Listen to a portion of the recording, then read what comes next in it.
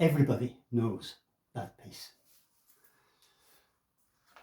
I'm Kieran O'Hagan, and this is my 5th presentation on my book, Beethoven, The Poison That Is in Me.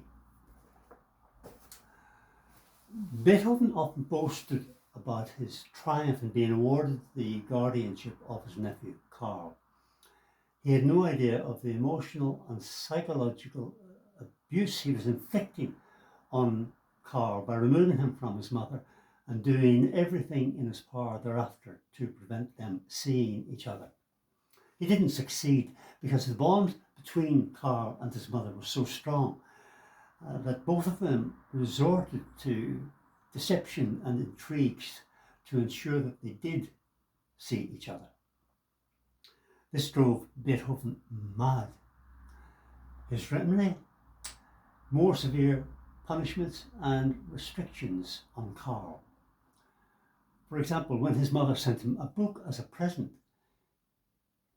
Beethoven prevented Karl from seeing it and had it returned to her.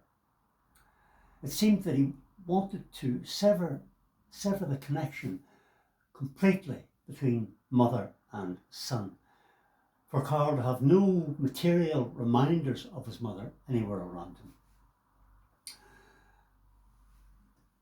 This response was doomed to failure. When Karl was caught out and punished, yes, he would remain obedient and truthful and frightened, but only for a while.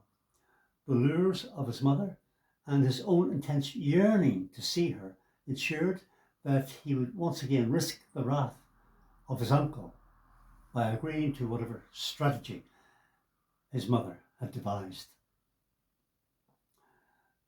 There is always a heavy price to pay when a child is actively encouraged by one parent to deceive and lie to another.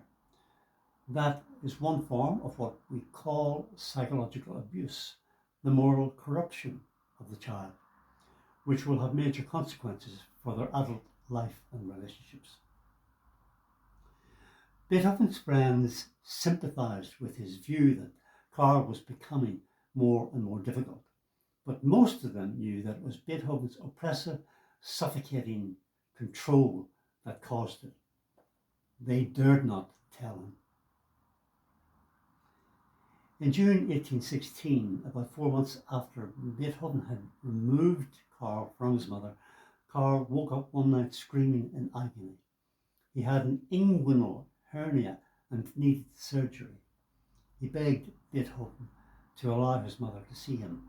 Beethoven refused on the grounds that she might implant wrongful and harmful ideas in his mind. Beethoven's friends knew that this was both cruel and damaging, yet no one spoke up. Karl cried endlessly for his mother. She begged to be allowed to see him. Beethoven said no. Karl underwent the crude surgery.